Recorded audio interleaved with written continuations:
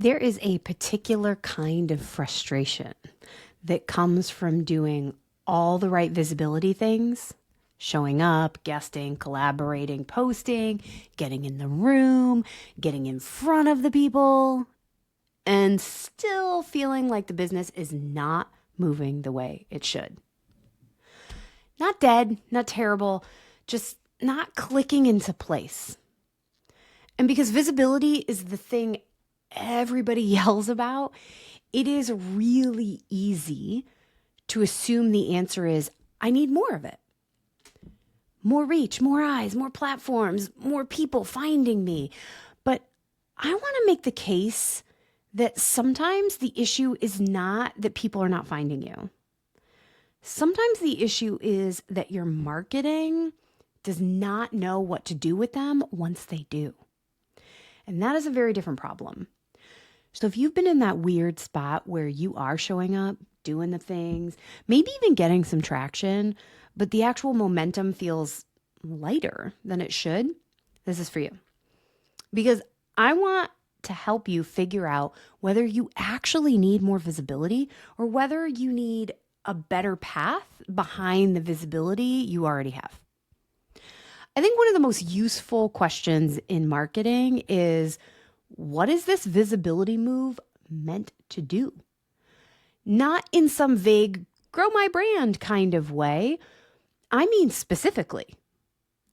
Is this meant to grow your email list? Warm people towards a paid offer? Deepen trust with people already circling? Maybe it's meant to build a referral relationship. Get in front of a very particular kind of buyer. Perhaps it's to create a body of proof and authority around your work. Because not every visibility move should be expected to do the same job. And this is where I see people get themselves twisted. They say yes to the podcast, the summits, the speaking things, the collaborations, the guest trainings.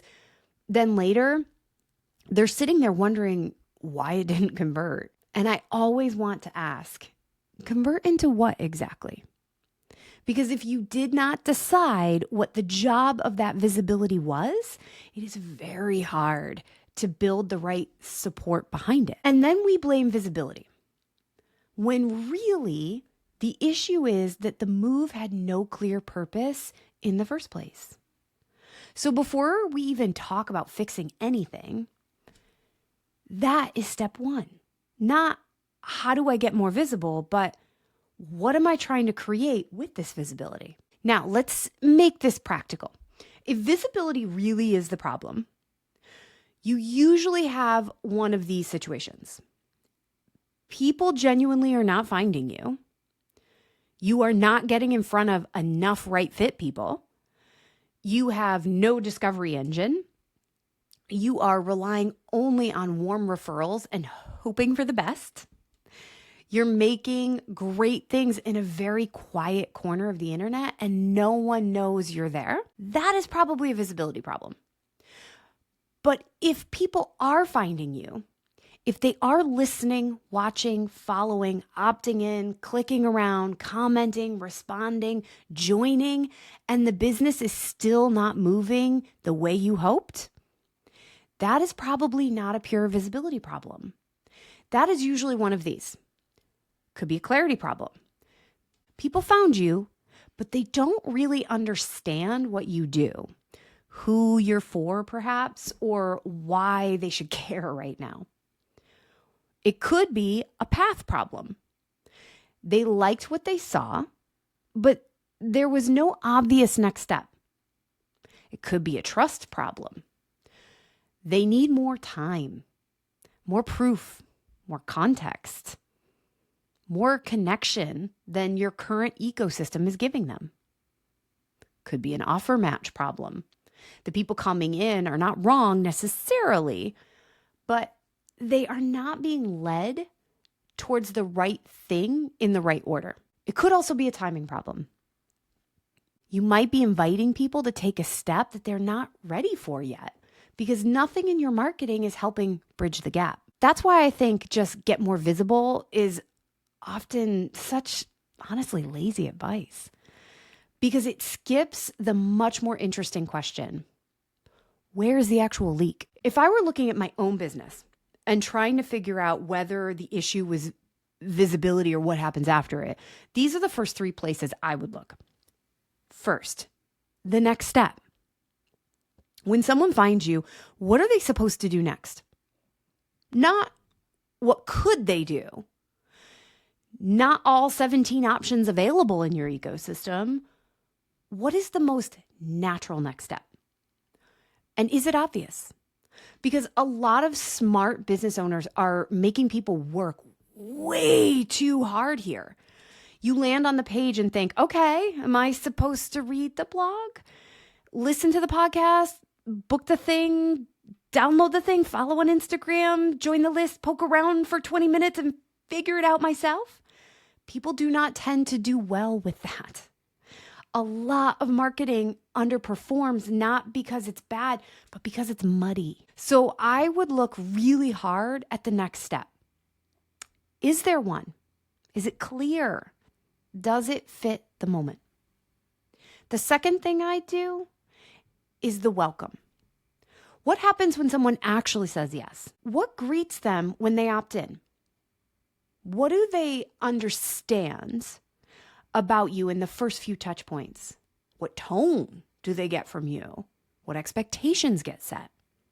How quickly do they understand the world they just entered?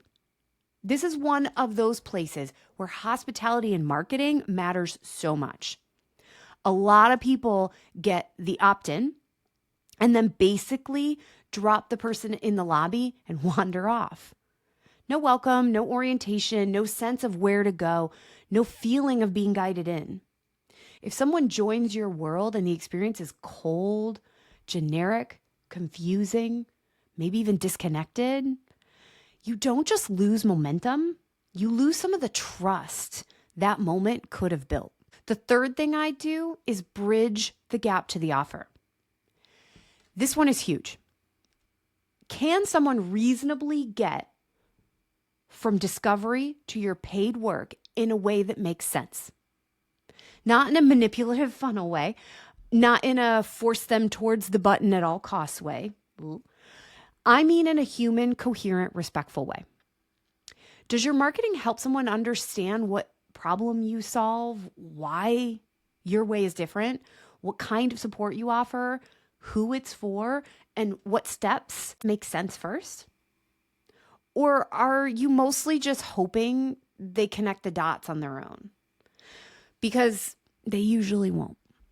Not because they're dumb, because they're busy and distracted and living inside their own brains and browsers and tabs and real lives. If the bridge is weak, visibility feels like it's not working when really it's just sending people into fog. There is another thing I want to say here because I think it gets overlooked in a really odd way. Sometimes the value in the visibility move isn't just in the audience. Sometimes it's in the relationship around the move itself. This is especially true in podcasts and collaborations, guest trainings, and events. We tend to think of these opportunities like, how many people will this get me in front of? Reasonable question. But I also think a better question is, what kind of relationship am I building by being a part of this? Because the host matters. The person who invited you in matters. That person who built something, they have cared for that room. They have earned trust with the people inside it. So if you show up like a thoughtful, engaged, prepared, and supportive human, that matters. It matters because people remember that. It matters because warm professional relationships create more openings than a lot of people realize. It matters because sometimes the long tail result of a visibility move is not 10 sales this week. Sometimes it's another invitation, a referral, an introduction, a future collaboration, or a relationship with actual depth to it. That is business development. And honestly, I think more people would benefit from treating visibility less like extraction and more like participation. So let's say you realize the issue is probably not that no one is finding you. Great. Then I would stop immediately trying to solve the problem with more output. I would not start by saying, I guess I need to post more or pitch more or be on more podcasts or be in more places. I would start by tightening the system behind the attention. I would ask questions like, what is the best next step for someone who discovers me today? What is the experience of entering my world? What am I assuming people understand that they probably don't yet? What content or sequence or invitation would help bridge the gap better? Where am I making people do too much work? What would make this feel more connected, more intentional, or more useful? Because when you solve those things, your visibility tends to work harder. The same podcast appearance performs better. The same collaboration goes further. The same traffic becomes more useful. The same eyeballs create more momentum.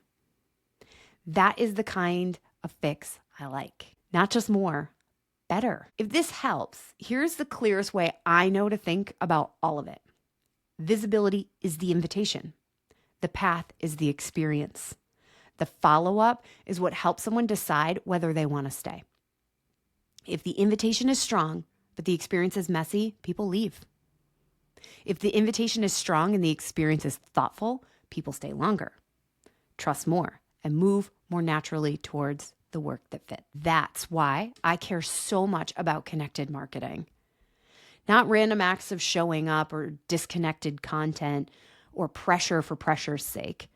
A business where the pieces actually support each other, where discovery leads somewhere and trust is being built on purpose. So if you are in that season where you are showing up, getting seen, doing the things, but the results feel flatter than they should, don't automatically assume the answer is more visibility. Maybe, but maybe not. Maybe the better question is, what happens after someone finds me? And honestly, that's where I think a lot of real business growth starts getting a whole lot more interesting. If this hits home, tell me in the comments. When people find your business right now, do you feel good about what happens next? Or does that part still feel a little fuzzy?